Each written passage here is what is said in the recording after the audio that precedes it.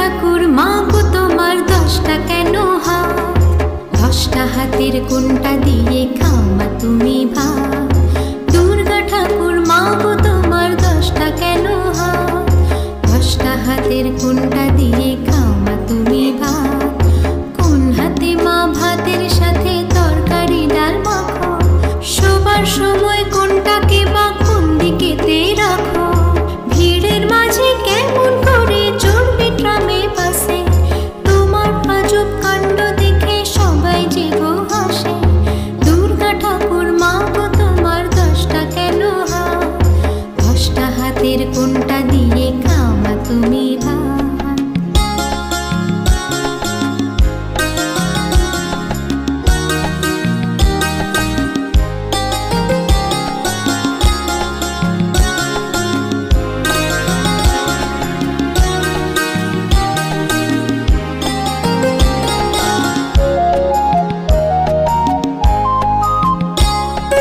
দুর্গা মা গো তোমার মতো 10টি পেলে হাত, পরীক্ষাতে করে দিতাম আমি বাজিমাত।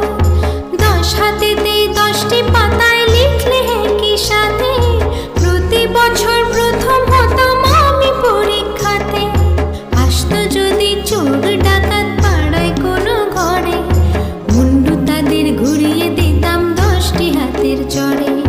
দুর্গা ঠাকুর মা গো তোমার 10টা কেন হাত? 10টা হাতের কোনটা দিয়ে খাও মা তুমি ভাত?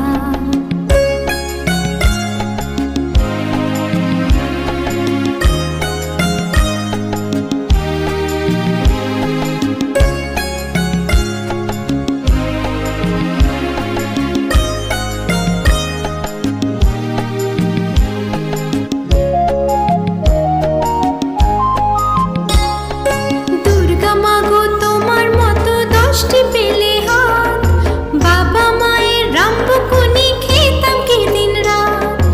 একটি হাতে লেখা পড়া, অন্য হাতে খেলা, সব করেও শেষ হতো না এত বড় বেলা।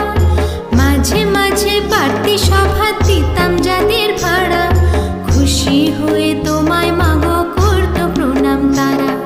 দুর্গা ঠাকুর মা গো তোমার 10টা কেন হাত? 10টা হাতের কোনটা দিয়ে খাও মা তুমি ভাত? কোন হাতে মা ভাতের সাথে তরকারি ডাল মাখো? শোবার সময় কোনটাকে বা কোন দিকেতে রাখো? ভিড়ের মাঝে কেমন করে চড়বে ট্রামে বাসে? তোমার আজব কাণ্ড দেখে সবাই যে গো হাসে। দুর্গা ঠাকুর মা গো তোমার 10টা কেন হাত? 10টা হাতের কোনটা দিয়ে খাও মা তুমি ভাত? দুর্গা ঠাকুর মা গো তোমার 10টা কেন হাত? 10টা হাতের কোনটা দিয়ে